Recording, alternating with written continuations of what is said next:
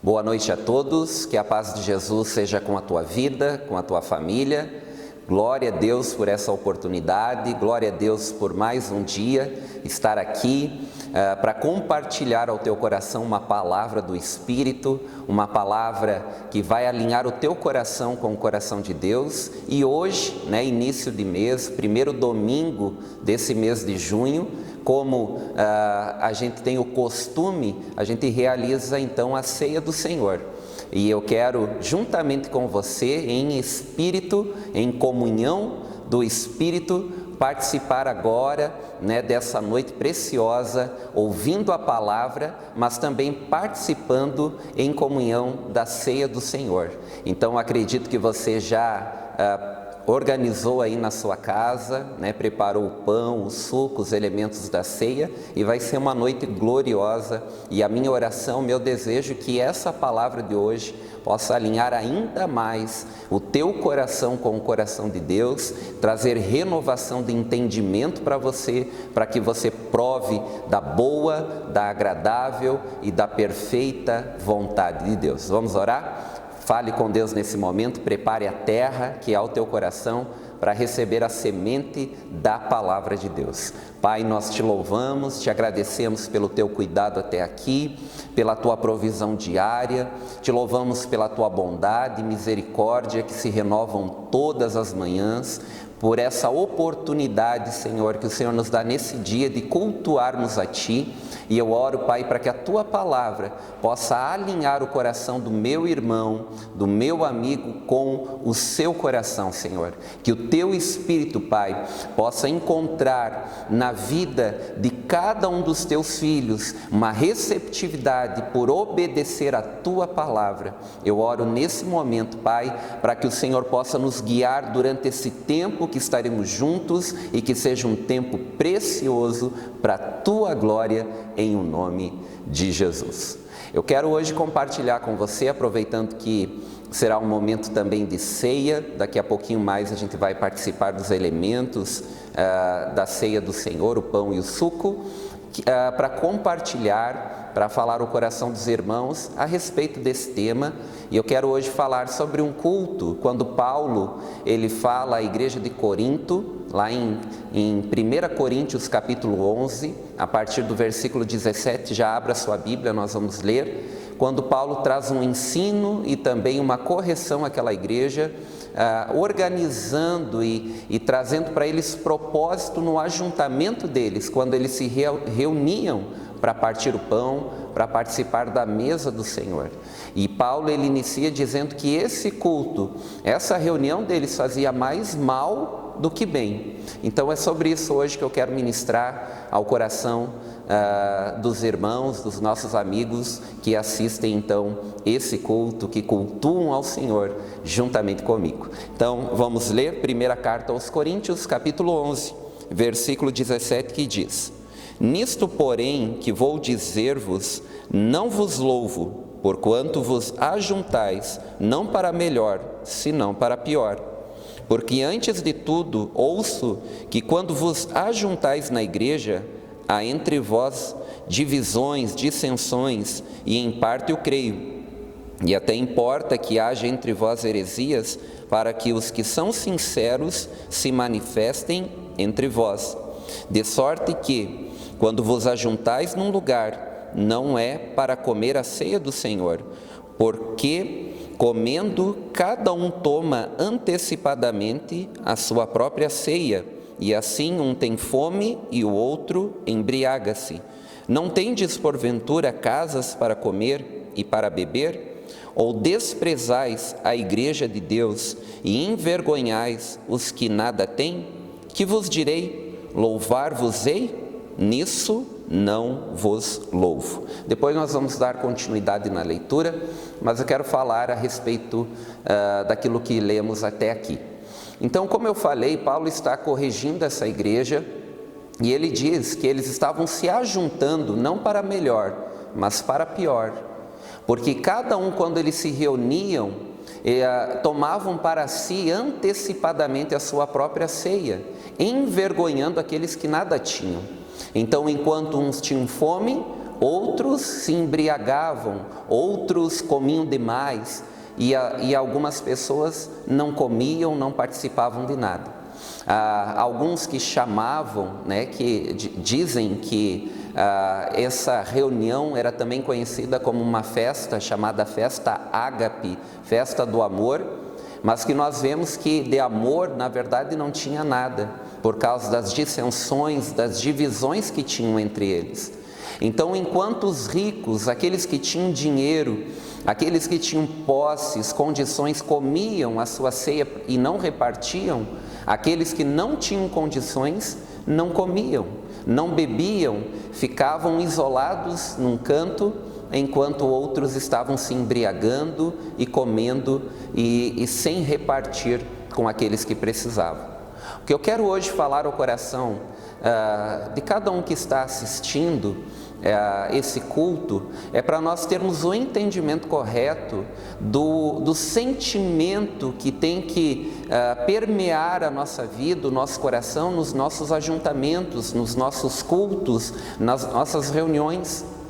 A Bíblia fala lá no dia de Pentecostes, quando o Espírito Santo é derramado, que Pedro então traz aquela palavra poderosa a respeito de Cristo, e a Bíblia fala que cerca de quase 3.000 pessoas se convertem ao Evangelho e são batizadas, e aí nasce a igreja, o surgimento da igreja. O texto fala lá em Atos 2,42 sobre a essência, a natureza da igreja, dizendo que eles então perseveravam na doutrina dos apóstolos, perseveravam na comunhão, no partir do pão e nas orações. Então nós vemos que essa era a essência da igreja. Eles se ajuntavam e perseveravam tanto na doutrina dos apóstolos, perseveravam nas orações, havia comunhão e também o partir do pão. Então Paulo agora está falando da igreja de Corinto, que estava se reunindo para partir o pão, mas o pão não estava sendo repartido. E aí Paulo está dizendo: vocês, ao invés de estarem se ajuntando para melhorar, estão piorando. Vocês não estão entendendo a essência da reunião de vocês. Vocês não estão entendendo o motivo, o sentimento que precisa estar no coração de vocês quando vocês se reúnem. Então, na verdade, aqui era um culto que fazia mais mal do que bem.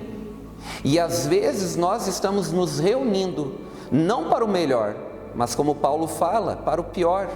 Não estamos entendendo a essência que nos faz nos reunir como igreja. Por isso que Paulo diz que estão desprezando a igreja do Deus vivo. Vocês não estão entendendo a essência da igreja de Cristo, que é se reunir em comunhão, para partir o pão, perseverando na doutrina dos apóstolos e também nas orações. Ou seja, há um sentimento aqui, e esse sentimento é um sentimento coletivo, é que me faz pensar no outro. Então, quando Paulo ele começa a falar a respeito disso, ele está falando que eles não estavam se reunindo para partir o pão, que é a essência da igreja, que fala da natureza da igreja, da origem da igreja, do sentimento que precisa ser encontrado na igreja de Cristo. Então eles não estavam se reunindo para partir o pão, mas eles estavam se reunindo para saciar a sua própria fome. Estavam se reunindo para se embriagar ou para comer demais, para alimentar, saciar o seu apetite carnal, e não para ser provedor para aquele que não tem, não para suprir a necessidade daquele que precisa. Então Paulo está corrigindo aqui, corrigindo essa igreja. Veja que quando nós olhamos e nós entendemos o que é a igreja, e muitos pensam igreja apenas como um prédio, como um lugar, e isso não é igreja. Paulo fala que quando vocês se reunirem como igreja, não na igreja, ou seja, igreja não é o lugar, o prédio, mas é quando nós nos reunimos como, ou seja, fala de propósito, do sentimento, por que a gente faz o que faz. Não é o lugar que a gente se reúne para cultuar. Igreja na verdade, é quando nós nos reunimos com o propósito de cultuar a Deus e de servir aos irmãos, de servir uns aos outros. Se há uma expressão que mais expressa a essência da igreja quando nós lemos, principalmente as cartas de Paulo, é quando ele fala do uns aos outros, orai uns pelos outros, servir uns aos outros, admoestar ou corrijam uns aos outros, ensinem uns aos outros, orem uns pelos outros. Isso é a igreja, é quando o outro faz parte também da minha vida. Então veja que aquele povo então se reuniu para alimentar, para saciar o seu próprio apetite carnal, e esse não era o sentimento que Jesus, e muito menos que Paulo está corrigindo aqui, que deveria ter entre eles. Quando nós pensamos a respeito de Jesus, Paulo ele fala lá em Filipenses, no capítulo 2, ele diz, no verso 5, haja entre vós, ou em vós, o mesmo sentimento que houve em Cristo Jesus, que sendo igual a Deus, sendo como Deus, não usurpou ser igual a Deus, mas o texto diz, se fez homem, sendo homem se fez servo, sendo servo morreu, e não simplesmente uma morte, mas morte de cruz. Então veja que qual era o sentimento que Jesus possuía e que Paulo fala aos Filipenses, que haja em vocês o mesmo sentimento que houve em Cristo Jesus, que sendo Deus, não tomou por direito, não usurpou o ser igual a Deus, mas se fez homem, sendo homem se fez servo, sendo servo morreu, e não só morreu, mas uma morte e morte de cruz. O que nós vemos que Jesus ele chega até a cruz, por quê? Porque ele não pensou nele. Porque qual era o direito dele? Era pensar como Deus. Porque o texto fala que ele, sendo Deus, não usurpou, não tomou por direito ser como Deus, mas se fez homem, sendo homem se fez servo, sendo servo morreu uma morte e morte de cruz. Por que Jesus vai até a cruz? Porque ele não tomou para ele o direito que ele tinha de ser igual a Deus, mas ele se fez homem, sendo homem se fez servo, serviu eu e você e morreu a minha e a sua morte, a morte de cruz. Então esse é o sentimento que nós como igreja precisamos ter, porque a igreja é o corpo de Cristo, e esse é o sentimento que precisa estar em nós como igreja. Quando nós pensamos, eu já falei nos últimos domingos sobre isso, lá na queda, lá no jardim, quando a serpente ela vai para tentar Adão e Eva, nós vemos que a serpente fala com Eva dizendo, olha, se você comer desse fruto, do fruto do conhecimento do bem e do mal, vocês serão como Deus. Veja que a tentação da serpente era para levar tanto Adão como Eva a ter o desejo de se tornarem como Deus. E aí diz o texto que ela, vendo que era agradável aos olhos e bom para o paladar, comeu e deu ao seu marido. Aonde que Adão e Eva foram tentados e caíram? No seu apetite carnal, na sua fome carnal, no pensar somente em si, no desejo de serem Deus sobre eles mesmos, ou seja, eles não iriam mais viver a partir do que Deus estava falando, da revelação, porque era até ali, eles estavam vivendo a partir do que Deus falava. A partir do momento que eles comeram do fruto, eles estavam dizendo que queriam viver a partir da sua própria consciência, do certo e do errado. Eu acho isso certo, eu acho isso errado, não mais do que Deus falava, sendo eles Deus sobre eles mesmos. E aí o que fala que eles comeram, isso fala de fome, de apetite carnal, e que eles saciaram.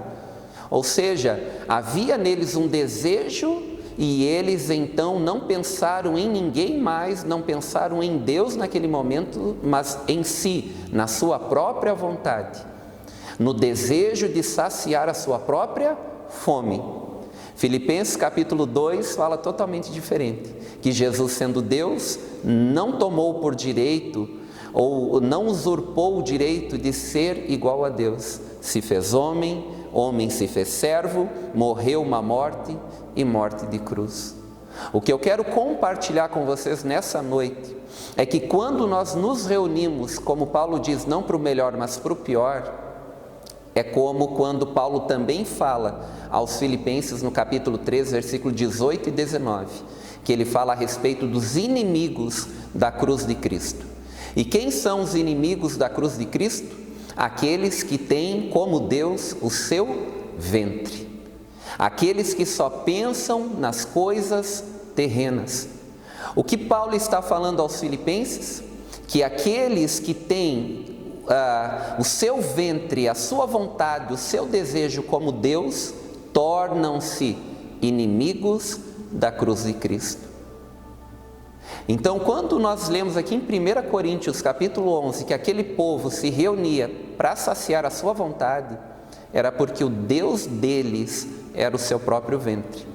João capítulo 4, lá naquela história tão conhecida nossa, quando Jesus se encontra com a mulher samaritana, a Bíblia fala que era por volta do meio-dia, o sol estava muito quente, os discípulos vão até a cidade para comprar comida.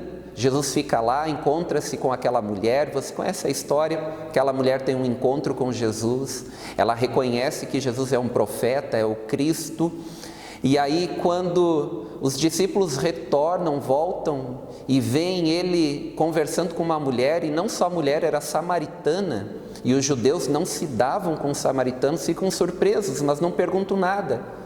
E aí dizem para Jesus, olha, come Jesus, nós trouxemos comida. E aí Jesus ele fala, olha, a comida que eu conheço, vocês não conhecem, ainda não conhecem. E aí eles pensam entre eles dizendo, olha, alguém provavelmente trouxe comida para Jesus. E Jesus disse, não, a minha comida, a minha fome é a fazer a vontade do meu Pai e realizar a sua obra. O que nós vemos em Jesus era uma fome por realizar a vontade do Pai. Era uma fome por realizar o desejo, a obra do Pai. E o que nós vemos aqui em Coríntios? Um desejo de saciar a sua própria vontade, a sua própria fome, ou seja, o seu egoísmo. Paulo está corrigindo, está falando aqui no contexto da ceia, da reunião da ceia, de um culto, de uma igreja que fazia mais mal do que bem. Então, toda vez que um culto não tem Deus como centro, o centro é as pessoas, o teu eu, o teu ventre, na verdade nós não estamos nos reunindo para o melhor, mas para o pior.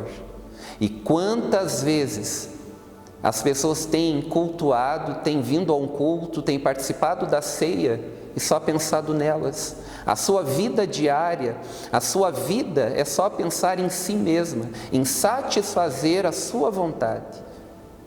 Às vezes Deus está num lugar não da finalidade da sua vida, do desejo de viver para Deus, mas Deus está como um meio para alcançar o seu objetivo de vida.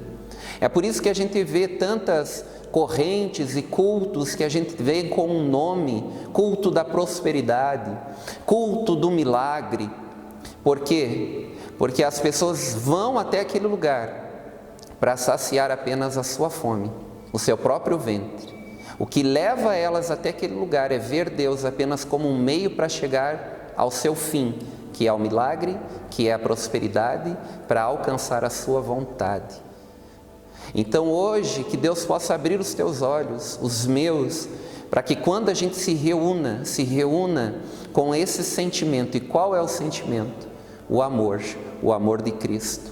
O amor que nos leva a desejar a vontade de Deus em primeiro lugar e também servir aos nossos irmãos, a não querer satisfazer apenas a nossa vida, mas alimentar aquele que tem fome. E quando eu falo de alimentar o que tem fome, não é só com comida, isso também faz parte, mas através da nossa oração, através do sentimento de desejar servir, porque Jesus, sendo Deus, não usurpou o ser igual a Deus, mas se fez homem, sendo homem, se fez servo. Então esse deve ser o sentimento que precisa estar em nossos corações. Agora eu quero continuar a leitura. Versículo 23. Diz: porque eu recebi do Senhor o que também vos ensinei, que o Senhor Jesus, na noite que foi traído, tomou o pão, e tendo dado graças, partiu e disse: tomai e comei, este é meu corpo, partido por vós, façam isso em memória de mim. Semelhantemente, depois de cear, tomou o cálice, dizendo: esse cálice é o novo testamento no meu sangue, façam isso todas as vezes que beberdes em memória de mim. Porque todas as vezes que comer o pão e beber o cálice, anunciais a morte do Senhor, até que Ele venha. O que nós encontramos nesse texto aqui? É que Jesus, Paulo está falando, na noite em que foi traído. O que Paulo está trazendo à tona aqui é o sentimento que precisa fazer parte das nossas reuniões, até mesmo quando nós somos traídos.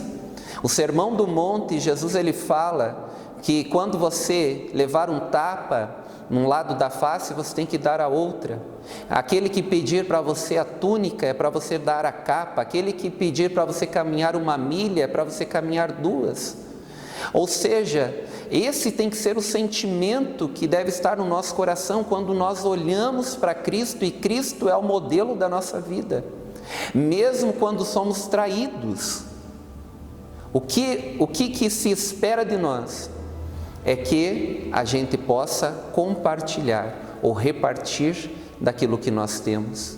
Não é para nós agirmos a partir de nossas ofensas, não é para nós agirmos a partir das mágoas do nosso coração, mas pelo contrário, como Jesus nos perdoou das nossas ofensas, assim a gente compartilhar do perdão, a gente realmente perdoar as dívidas, as ofensas, porque esse é o sentimento que precisa estar no nosso coração. Na noite em que foi traído, o que Jesus fez? Jesus, tendo dado graças, ou seja, reconhecimento que aquilo que ele estava agradecendo foi o Pai que deu.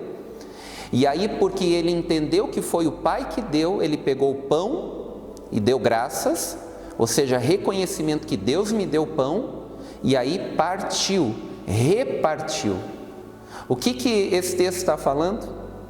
Do sentimento que precisa estar no nosso coração. Quando eu reconheço que foi o Pai que me deu, eu reparto.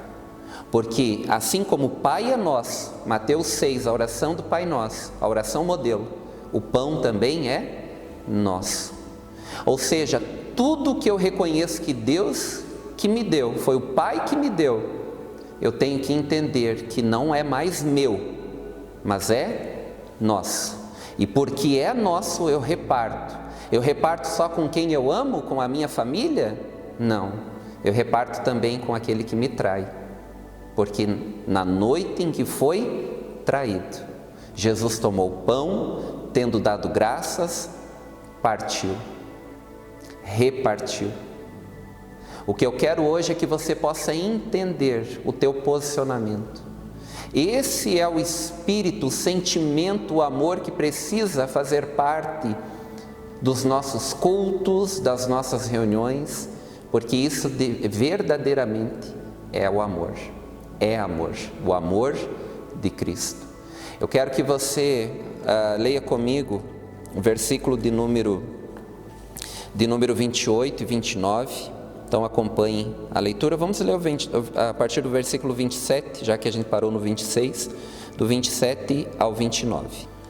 Portanto, qualquer que comer esse pão ou beber o cálice do Senhor indignamente, será culpado do corpo e do sangue do Senhor.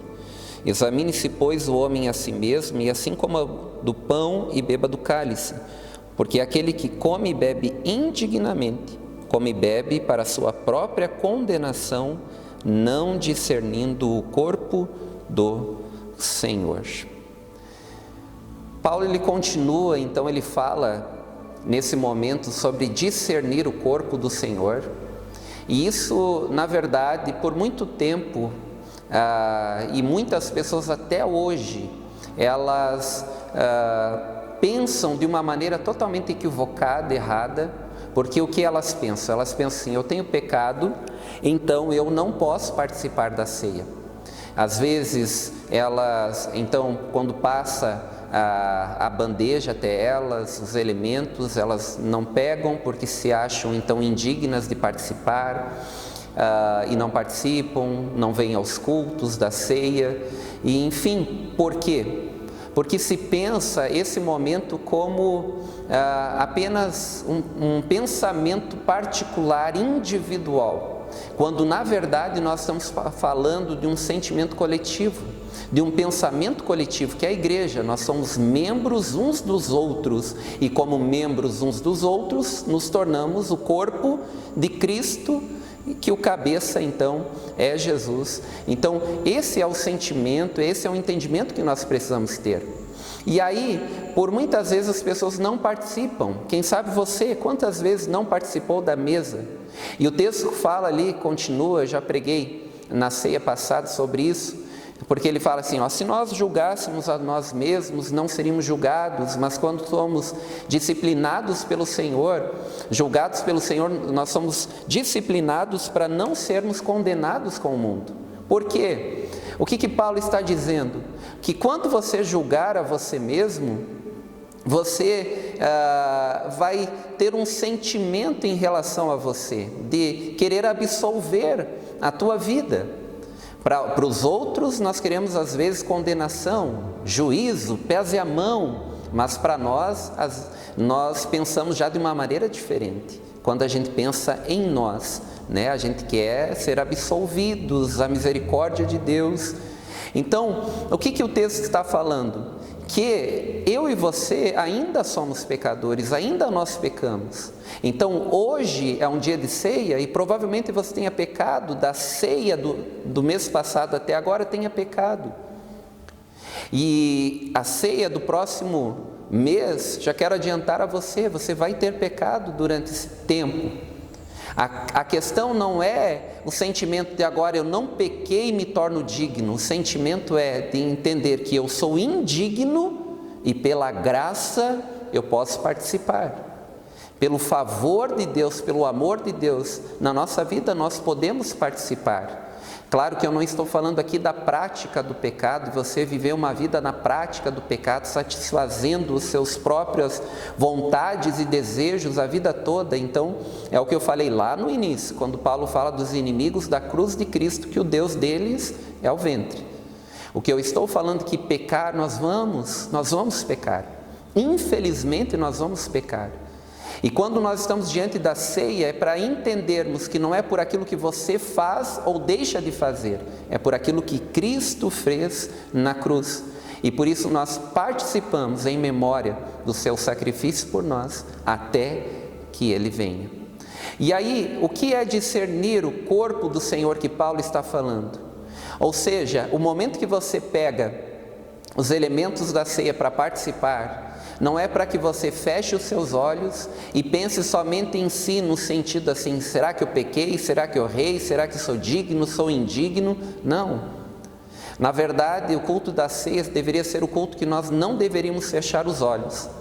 E no momento de nós cearmos, a gente deveria olhar ao nosso redor e pensar assim, eu estou amando essas pessoas, eu estou servindo essas pessoas, eu estou honrando, eu estou perdoando, eu realmente estou com o meu coração disposto a não viver uma vida individualista, mas uma vida que ama, está disposta a servir o meu irmão, ajudando, cooperando com a vida dele, orando pela vida dele, abraçando no momento de dor.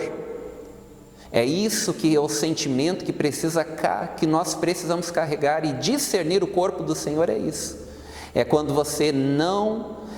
nós não nos ajuntamos para cada um comer individualmente a sua própria ceia, tendo o seu próprio ventre, como Deus o seu próprio ventre, mas nós nos reunimos para o melhor, ou seja, para compartilhar, para servir, para amar, para honrar, para servir um ao outro. Esse é o sentimento que nós precisamos carregar, e isso é discernir o corpo do Senhor. As consequências de não discernir o corpo, ou seja, viver uma vida individualista e não estar disposto a servir o corpo do Senhor, que é a igreja do Deus vivo, os membros do corpo, que são os nossos irmãos. As consequências, a Bíblia fala no verso 30, por causa disso há entre vós muitos fracos, doentes e muitos que dormem ou morrem de uma maneira precipitada, antecipada, porque vivem as suas vidas somente de uma maneira individualista, egoísta, e não aquilo que Paulo nos ensina como igreja, uns aos outros, orando, servindo, compartilhando, corrigindo. Esse é o sentimento que precisa estar em nossos corações. Eu quero encerrar essa palavra só falando do contexto aqui do capítulo 11, porque se você continuar, ler o capítulo 12, 13, 14, você vai ver que Paulo, quando escreve essa carta corrigindo a igreja de Corinto, lá no início do livro fala que era uma igreja que tinha todos os dons do Espírito. E aí Paulo começa a corrigir essa igreja. Por quê? Porque essa igreja, embora tivesse muitos dons que foi Deus que deu, concedeu a eles, eles estavam usando para si mesmos, para sua autopromoção, para uns se sentirem melhores do que os outros, quando na verdade o dom que Deus nos dá é para edificação do corpo de Cristo, não é para mim, é para servir o outro, em amor. E aí quando Paulo fala sobre isso, dizendo assim, olha, vocês estão usando os dons que Deus deu de uma maneira errada, equivocada, e aí nesse contexto do capítulo 11, que ele diz da reunião não para o melhor, mas para o pior, ele está falando desse sentimento egoísta, individualista. E aí no capítulo 13, o que ele fala? A respeito do amor. E aí ele diz que há um caminho mais excelente, e o caminho é o amor. Por mais que você fale na língua dos homens e dos anjos, se não tiver amor, é como um sino que tine. Se você profetizar e tiver revelações, se não tiver amor, isso não tem proveito algum. E aí Paulo ele começa a falar do amor. Então o que eu quero hoje a compartilhar com você durante essa palavra é entender que quando nós nos reunimos para cultuarmos a Deus, não seja mais para o pior, mas sim para o melhor. Quando nós nos reunimos não com os olhos fechados, de uma maneira individualista, egoísta, mas quando nós nos encontramos como família, a igreja é família, a família de Deus, e nós estamos dispostos a amar o nosso irmão, a amar aqueles que estão juntamente conosco, que congregam, que cultuam juntamente conosco, mas não também só eles, mas também aqueles que nos traem, como a Bíblia fala, na noite que foi traído. Então hoje é um desafio para você, não para dizer não para a ceia, não vou participar, nem preparei o pão e o suco, não. É para você sim participar desse momento tão precioso, mas discernindo o corpo de Cristo. Nunca mais se reúna como igreja para o pior, mas para o melhor, que esse seja o sentimento que houve em Cristo Jesus, o amor, esteja em nossos corações. Eu quero orar com vocês e daqui a pouquinho nós já vamos participar então da mesa do Senhor, do pão e do suco. Feche seus olhos, agora vamos orar, vamos colocar o nosso coração diante de Deus. Quem sabe é o momento de você pedir perdão ao Senhor pela tua ignorância, pelo teu egoísmo, pela tua vida tão individualista, pensando somente em si, e que você coloque o teu coração, o desejo de servir a Deus e servindo ao outro, ao próximo, amar a Deus acima de todas as coisas e ao próximo como a si mesmo. Então vamos orar. Pai, nós te louvamos, obrigado por esse tempo precioso, pela tua palavra, que sempre é reveladora aos nossos corações. E eu oro, Deus, para que o Senhor possa, pelo Teu Espírito, nos guiar, Senhor, a um lugar de obediência ao Senhor. Que nós não vivamos uma vida individualista, Pai, como inimigos da cruz de Cristo, tendo como nosso Deus o nosso ventre, querendo fazer a nossa vontade. Mas não, Senhor, assim como Jesus, que age em nós o mesmo sentimento, que sendo Deus, não usurpou ser igual a Deus, mas se fez homem, sendo homem se fez servo, e sendo servo, morreu uma morte de cruz. que haja no nosso coração esse sentimento de amor pelo outro, de serviço ao outro, de perdoar ao outro, de honrar o outro, de orar uns pelos outros, de viver, Senhor, como uma família, a Tua família. Deus, quebra em nós toda a visão equivocada de família que nós temos, que nós sejamos como igreja uma família do Teu jeito, como está no Teu coração, Senhor. Que não haja em nós espaço para uma vida individualista, egoísta, mas a gente possa ter um amor, Pai, como o amor de Cristo, um amor altruísta, Senhor, um amor que pensa no outro, que serve o outro, Pai. Nós discernimos nessa noite o Teu corpo, a igreja, o corpo de Cristo, e leva-nos, Senhor, a desejar servir e dar pão ao que tem fome, Senhor, a servir aquele que necessita, Senhor, e não desejar apenas alimentar a nossa própria vontade, Pai. Que assim como Jesus, a nossa fome, a nossa vontade seja fazer a vontade do Pai e realizar a sua obra em o nome de Jesus.